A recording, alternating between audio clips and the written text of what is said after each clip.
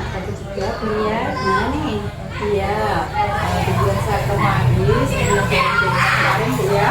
Kalau hari ini saya akan melakukan wawancara sama Bupati. Sebenarnya saya minta maaf dulu karena sedang mengganggu waktu yang Bupati dan juga sangat berterima kasih sudah meluangkan waktu kegiatan ini. Ada apa Mbak? Kebetulan alhamdulillah ada waktu senggang. Terima kasih. Nah, lagi saja Bu ya.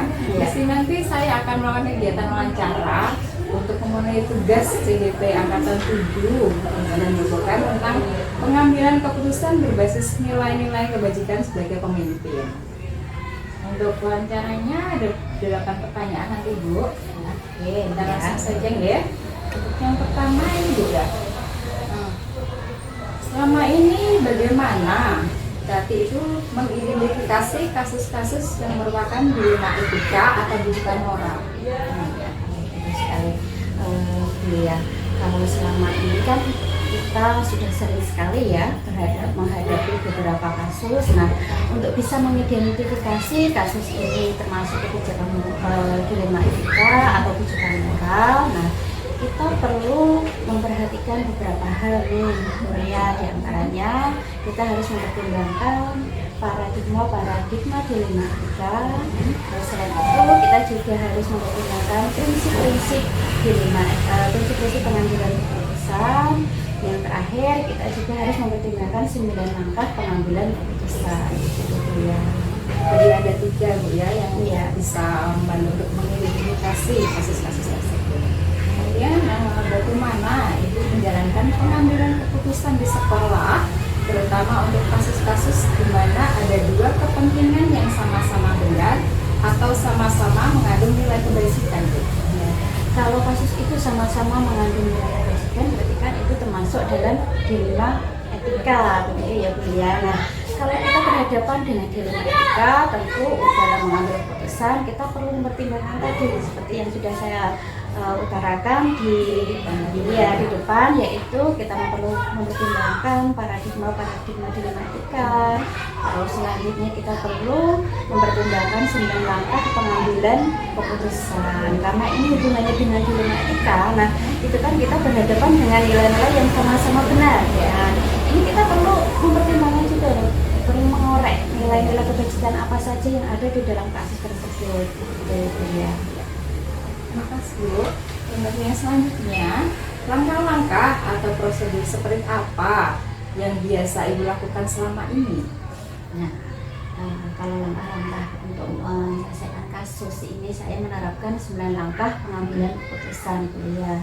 Nah, ini kemampuan kita dalam mengorek atau mengidentifikasi kasus ini sangat diperlukan, di mana kita perlu mengetahui fakta apa saja yang terjadi dalam kasus tersebut. Kita perlu mengidentifikasi nilai-nilai kebajikan yang ada dalam kasus tersebut. Kita juga harus menemukan siapa saja sih yang terlibat dalam kasus ini. Nah, siapa saja ini juga harus kita pertimbangkan ya, siapa saja yang terlibat dalam kasus. Selanjutnya kita perlu mempertimbangkan nilai-nilai. Terus sebelum mengambil keputusan, hendaknya kita menguji benar dan salahnya juga. Nah, terus menerapkan trilema, baru kita mengambil sebuah keputusan, dan setelah itu kita perlu merefleksikan, artinya supaya ini menjadi pelajaran bagi kita. Apakah keputusan yang kita ambil itu sudah tepat atau belum? Kalaupun sudah tepat, berarti nanti kita perlu kembangkan selanjutnya. Kalau belum tepat, perlu adanya perbaikan. Berarti untuk langkah-langkah atau prosedurnya itu sangat panjang sekali Bu ya. Iya. Kita tidak langsung masuk ke keputusan, langsung harus ini. Jadi kita harus ada beberapa tahap-tahapan dulu yang harus kita lalui. Nanti akhirnya kita bisa mendapatkan suatu keputusan yang lebih baik begitu ya. Betul. Ini cara berpikir lambat ini dibutuhkan ya Bu ya. Jadi tidak harus cara berpikir cepat, selalu tidak. Mungkin kadang kita kan sudah gugup mendapatkan masalah, langsung dengan kita mengharapkan berpikir cepat, kita ambil solusi yang kadang kalau kita tidak mempertimbangkan solusi ini sudah tepat atau belum ya. Dampak kedepannya bagaimana kadang tidak kita pertimbangkan karena mengedepankan proses berpikir cepat.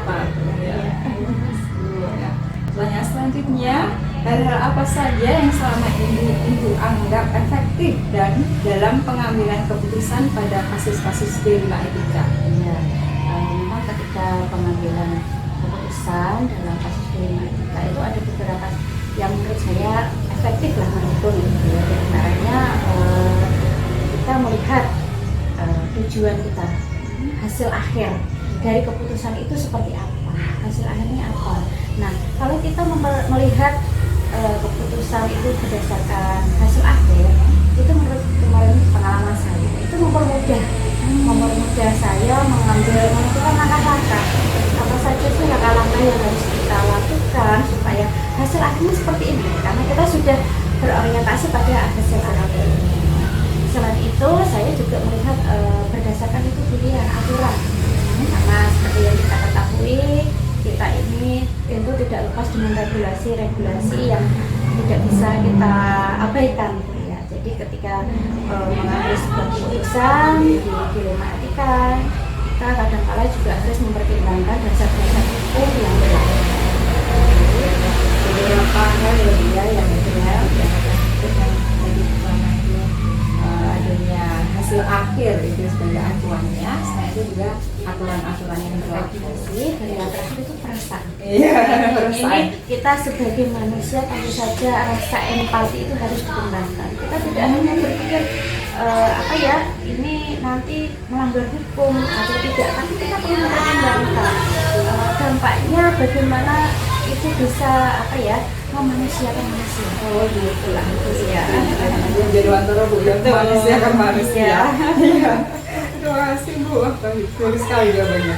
Untuk pertanyaan selanjutnya, apa saja yang selama ini merupakan tantangan dalam pengambilan keputusan pada kasus-kasus D5 etika? Ya, kalau tantangan pasti ada Bu ya, karena ketika kita mengambil keputusan itu tidak serta-merta saya mengambil keputusan sendiri ya. Jadi saya sedikit bercerita ya. Ketika saya menghadapi kasus ya, baik itu dilema etika maupun pijakan moral, ini saya selalu berkoordinasi dan berkolaborasi dengan rekan-rekan PI saya. Ya, nah, ketika kita berkoordinasi, berkolaborasi, tentu kita berhadapan dengan berbagai orang ya.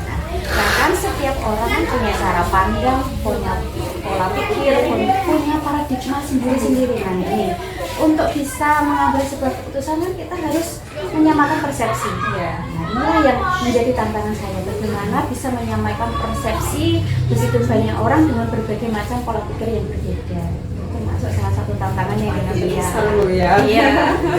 Baik Bu, kita lanjut ke pertanyaan selanjutnya. Apakah Ibu itu memiliki sebuah tata kala atau jadwal tertentu dalam sebuah penyelesaian kasus D5 etika? Apakah langsung menyelesaikan di tempat atau memiliki sebuah jadwal untuk menyelesaikan, ataupun ada prosedur-prosedur seperti apa yang Ibu jalankan? Kalau jadwal itu kan itu tidak ada ya, karena apa? Kalau penyelesaian kasus itu kan artinya kondisional, dimana ketika ada kasus kita baru berusaha menyelesaikan dengan mengambil sebuah keputusan. Nah, ini pun juga seperti yang saya katakan, tidak mengedepankan berpikir cepat, tapi mengedepankan berpikir lambat karena ada beberapa pertimbangan ya. Bahkan kita juga menerapkan 9 langkah pengambilan keputusan tadi ya, banyak sekali pertimbangan. Jadi kita tidak bisa membuat jadwal, tapi harus kondisional. Itu yang sudah saya terapkan. Artinya kita harapannya kasus yang ada bisa segera diselesaikan supaya tidak berlarut-larut, tidak menimbulkan kasus yang baru. Ya. Pertanyaan selanjutnya Bu ya, adakah seseorang atau faktor-faktor apa yang selama ini mempermudah atau membantu Ibu dalam pengambilan keputusan dalam kasus-kasus D5 etika? Kalau faktor personal pasti ada yang mendukung. Menurut saya teman-teman guru itu merupakan faktor pendukung kalau tim saya itu bisa tadi satu persepsi, satu pandangan, kita bergerak bersama-sama, mengambil keputusan bersama-sama, yang artinya keputusan ini sudah disepakati bersama. Nanti adapun resiko setelah ini kita bisa menanggung bersama. Artinya ini sudah jadi kesepakatan resikonya nanti kita tanggung bersama itu. Terus yang lainnya selain personal itu adalah kompetensi dari rekan-rekan saya, baik secara kognitif maupun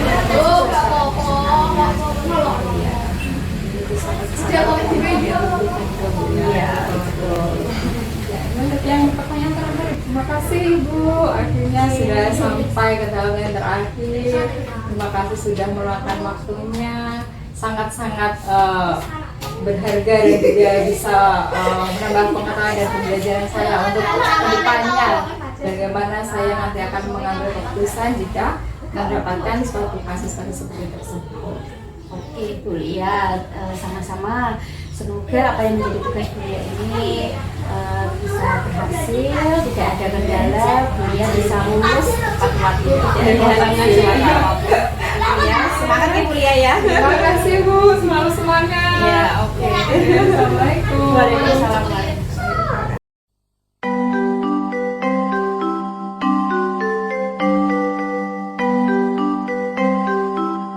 Assalamualaikum Bu Neng. Waalaikumsalam Mbak Lia. Selamat siang. Terima kasih tujuan saya datang ke sini seperti yang saya ucapkan kemarin waktu telepon Bu Neng. Hari ini saya minta bantuannya Bu Neng untuk melakukan wawancara dalam pengembangan tugas CGP Angkatan 7 Kabupaten Grobogan di Pondok. Wawancara ini nanti tentang pengambilan keputusan berbasis nilai-nilai kebajikan sebagai pemimpin. Itu nanti adalah hal yang akan kita bahas, akan saya tanyakan nanti seperti apa. Ada 8 pertanyaan Bu nanti yang akan saya sampaikan. Sebenarnya terima kasih karena sudah meluangkan waktu yang saya tahu Bu itu orang yang sangat sibuk sekali. Apalagi sekolahnya sekolah PSP, pasti untuk meluangkan waktu seperti ini sangat-sangat sulit sekali. Langsung Bapak ya? Langsung saja untuk pertanyaan pertama Bu ya. Selama ini bagaimana Ibu dapat mengidentifikasi kasus-kasus yang merupakan dilema etika atau rujukan moral? Kita kan tahu dilema etika itu adalah situasi yang dihadapi oleh seseorang di mana kita harus mengambil keputusan mengenai perilaku yang layak harus kita buat, sehingga kita tidak gegabah untuk mengambil suatu keputusan, sehingga kita harus lebih dulu mengidentifikasi mengenai pertanyaan etika yang diajukan, terus membuat daftar dari semua faktor-faktor yang relevan di dalam menghadapi situasi dilema tersebut. Ya, ada langkah-langkahnya, terutama harus kita identifikasi. Kita jangan tergesa-gesa lah untuk mengambil suatu keputusan. Memang kita kadang dihadapkan dengan dilema, kita merasa kasihan, juga kita merasa harus kita tahu itu ada kita teman, padahal kita kan harus berpegang pada norma-norma yang ada. Jadi banyak sekali yang harus kita sebagai acuan untuk mengidentifikasi kasus-kasus tersebut. Selanjutnya Bu, untuk selama ini bagaimana Ibu menjalankan pengambilan keputusan di sekolah Ibu, terutama untuk kasus-kasus di mana ada dua kepentingan, yaitu sama-sama benar atau sama-sama mengandung nilai kebajikan? Seperti misalnya ya di sekolah saya itu ada kasus, misalnya guru kelas 3 kebetulan pada hari itu dia baru mengajar, tapi di sisi lain dia mendapatkan telepon dari anaknya yang kuliah di suatu tempat. Dan kebetulan pada waktu itu anaknya itu telepon minta kiriman uang untuk segera membayar buku, dan kebetulan waktu itu uang yang untuk uang saku habis. Nah, ini juga dia itu mempunyai dilemanya yang pertama dia harus mengajar dan tidak meninggalkan kelas, yang kedua dia terbentur dengan permasalahannya anaknya harus segera minta kiriman uang. Nah, kita sebagai pemangku kepentingan, sebagai kepala sekolah juga kita tidak harus mengambil keputusan yang tergesa-gesa. Walaupun keputusan yang tergesa-gesa itu kadang untuk membuat kebaikan. Nah, kita bisa melakukan suatu solusi, yaitu kita bisa mengarahkan agar guru tersebut nantinya untuk mentransfer di tempat yang dekat dengan sekolah. Terus sebelumnya juga meminta izin dulu. Untuk sebelum minta izin, guru tersebut harus memberikan tugas dulu kepada anaknya sehingga semuanya bisa tercover dan semuanya bisa berjalan dengan baik. Walaupun kita kadang membuat keputusan untuk kebaikan, tapi kadang itu kita agak sedikit melanggar aturannya. Tapi semua itu untuk kebaikan. Bagus sekali ya. Kemudian untuk langkah-langkahnya Bu, langkah-langkah ataupun prosedur seperti apa yang biasa Ibu lakukan selama ini ya untuk menangani ataupun menyelesaikan masalah-masalah tersebut? Yang pertama itu mengidentifikasi dulu permasalahan. Setelah diidentifikasi, kita membuat daftar permasalahan atau faktor-faktor yang relevan yang akan dilakukan atau ada di dalam 5 kasus tersebut. Terus mengidentifikasi tentang pemangku kepentingan. Ya, yang pemangku kepentingan itu tadi kita identifikasi permasalahannya apa seperti itu. Terus opsi-opsi apa nanti yang akan kita gunakan. Nah, itu termasuk juga apa yang harus kita lakukan untuk mencari informasi lebih lanjut lagi. Ya, ada beberapa langkah. Sebenarnya itu ada banyak langkah, tapi yang lebih penting dulu lah yang langkah-langkah, terutama mengidentifikasi. Terus kita juga mengidentifikasi tentang sama pemangku kepentingannya, sehingga kita nanti tidak salah langkah untuk mengambil suatu keputusan. Langkah-langkah tapi juga harus runtut Bu ya. Iya, harus runtut dari identifikasi permasalahannya, terus pemangku kepentingannya, permasalahannya, terus opsi apa yang harus kita ambil. Sampai akhirnya kita menemukan solusi. Iya, solusi yang terbaik. Terus misalnya Bu, hal-hal apa saja yang selama ini Ibu anggap efektif dalam pengambilan keputusan pada kasus-kasus yang telah dilalui Ibu? Hal yang lebih efektif yaitu kita setidaknya harus efektifnya kita tidak memutuskan sendiri.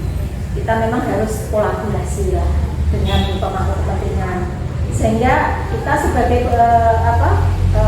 yang dipercaya di sekolah itu kita tidak semata-mata kita mengambil keputusan sendiri, sehingga harus kita korelasi bersama, kita bahas bersama, terus opsi-opsi apa yang harus kita laksanakan sehingga hasilnya nanti baik untuk semuanya. Jadi kita pun juga membuka masukan-masukan yang lain juga misalnya Bu, hal-hal apa saja yang selama ini merupakan tantangan Ibu ya dalam pengambilan keputusan pada kasus-kasus dilematika? Tantangan apa Bu? Tantangan ini kita kan harus benar-benar pada norma, tapi kadang kita juga tidak terlepas dari rasa cinta dan juga kasih sayang, terus kita ada welas asihnya gitu juga kan. Kita kadang sebagai manusia kita tidak terlepas dari rasa itu, sehingga kita terbentur antara norma dan juga rasa-rasa kasih sayang, rasa kita ada kekeluargaan, sehingga dalam mengambil suatu keputusan kita juga harus benar-benar hati-hati. Itu merupakan suatu dilema juga, tantangan Berat ya, ya, berat. ada rasa kasihan Ya, juga, rasa kasihan. Kadang kita harus harus disesuaikan dengan tugas kita. Ya, kita sebagai manusia tidak bisa terlepas dari semua itu. berarti tantangan terberat Bu ya. Tapi bisa melalui itu Bu ya. Ya, bisa, dan hasilnya nanti juga hasil yang terbaik lah untuk kita semua. Pertanyaan selanjutnya Bu, apakah Ibu memiliki sebuah tata kala atau jadwal tertentu dalam sebuah penyelesaian kasus dilematika, atau Ibu langsung menyelesaikan di tempat waktu itu juga langsung diselesaikan? Nah, Setelah itu apakah kemudian bentuk atau prosedur seperti apa yang dijalankan? Sekarang apa sih? Memang kadang kita harus mempunyai jadwal untuk menyelesaikan atau tata kelola lah, kita punya aturan-aturan sehingga kita bisa tertata, sehingga dalam suatu kasus kita tidak secara spontan, sehingga kita punya aturan-aturan yang harus kita taati, terus penyelesaiannya, sehingga kita punya kadang secara langsung karena spontan, tapi kadang juga kita punya daftar jadwal yang harus kita buat. Jadi kita punya nantinya juga bisa sebagai timbal baliknya nanti kalau kita misal suatu saat ada kasus-kasus seperti itu, jadi sebagai referensi, oh ini dulu ada kasus seperti ini, kita punya jadwal sehingga itu dulu kasusnya sudah pernah, jadi betul-betul tercover dan suatu saat bisa kita jadikan suatu pedoman untuk kasus selanjutnya.